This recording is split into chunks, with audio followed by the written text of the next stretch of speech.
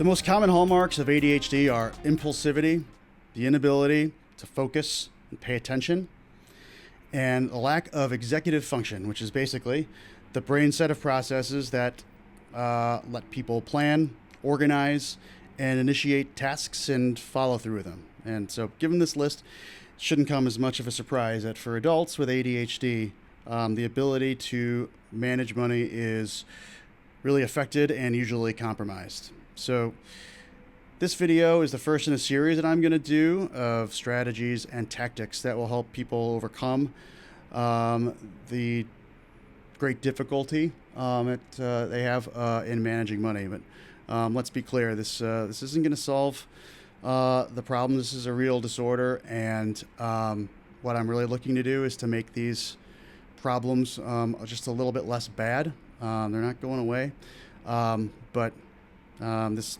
also feels like the right time to share that at 33, I was diagnosed with a pretty healthy case of ADHD, and this diagnosis affected my personal life and professional life in ways that I would have a hard time explaining. So, yeah, today we're going to just basically do a summary of 3 strategies that I've come up with, and future videos are going to be individual tactics that I think will help people employ these strategies, right?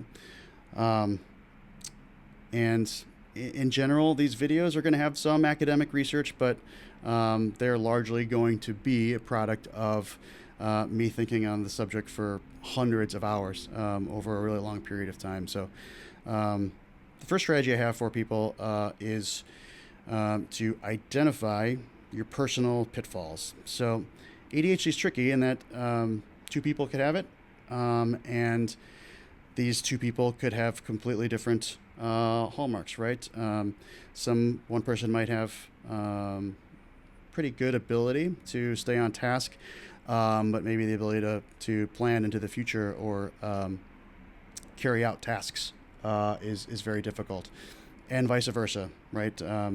Someone might be very good at getting a list of tasks done, but couldn't focus on something for more than 10 or 15 seconds, even if it interested them. I would identify maybe the strongest pitfall in this context would be is if you find money boring, right? For those of us with ADHD, if something's not interesting and we're not stimulated, you probably noticed from those around you, it's just not something that we're going to be bothered with, and we're not going to do very well at it. So by identifying the number of pitfalls and the extent to which this is a real problem for you, I think is a good step 1 in really identifying how you're going to overcome the ability to manage your money as an adult and throughout your career. Number 2 is a strategy that I call change the key. And I put it like this because personal finance has a really wide range of concepts, from saving, investing, budgeting, planning for retirement, tax, trust and estates, as you get further into your life. And somewhere along the line, there's going to be concepts and standards that just are not going to they're not going to compute and make sense with our brain. And one thing that is a feature of ADHD and not a bug is the ability to modify or convert something, concept, from something that is completely awful to something that's just more palatable. And that's just by completely converting it, I guess would be a good word that I would use there, into that awful thing into something that's just more relatable, right? I'll give you one example, not to be a spoiler here in the future stuff that we're going to talk about, but a few years ago I realized that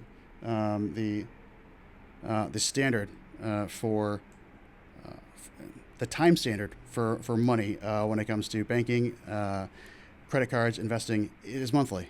And I realized not that long ago that a month might as well be a year or a decade in some cases based on my ability to look into the future. So probably about 10 years ago or so, I started paying my credit cards weekly, which might sound completely off the rails to many, but again, for the whole purpose of trying to stay to a monthly budget, I just realized like that was just way too much time, but if you give me a week, I can conceptualize in my head 7 days. I guess I just can't do 30, right? So, and just by that one tweak, I have taken a concept that was wholly foreign to me and insurmountable for a while there. I just couldn't grasp it, and now I just converted to something that I address every 7 days, right? So, so that's one tactic that you could employ here in the strategy of changing the key. And the reason I think it like this too is that if this is a serious problem for you, and I say it because just by dumb luck, I happen to be interested in money since I was 12 or 13. I've always been captivated by the principle of earning money, making money, saving it, being able to do stuff. But I understand that for many, it's just not an area of interest, and it's discouraging, it's frustrating, and it's just something that is a deep personal struggle, right? So, and if that's the case, then I do think that changing the whole paradigm of thinking about money into something that's far more relatable and of interest to that person is going to be necessary, because all of the tutelage in the world about money, it's just, it's going to be like if the language of money is in the key of F major, and to that person, it is in a faraway key from that, like B minor, and you're just going to have to find something that's going to transpose the language of money from F to B minor, just so that person can have a chance of being able to manage their money, right? So that's strategy number 2. And the last strategy, number 3, is to keep this one promise to yourself. And that promise is, I forgive myself for all the ways that I'm going to screw this up. And I say this because with ADHD, there is, for just about everybody, a loop. And it's a cycle of guilt and shame for all the mistakes that we make that seem very silly. And we just, in the best case scenario, we're going to come down hard on ourselves, and maybe the average is just something just way more hypercritical. And it's a real thing. And I think that none of these strategies are going to make any sense if someone is stuck in this cycle of you're awful, what's wrong with you? And the guilt and shame just repeats itself. None of this is going to work at all. If you can't accept that this is something that is difficult, it's a disorder, we didn't ask for it, doesn't mean we're lazy or terrible or awful people.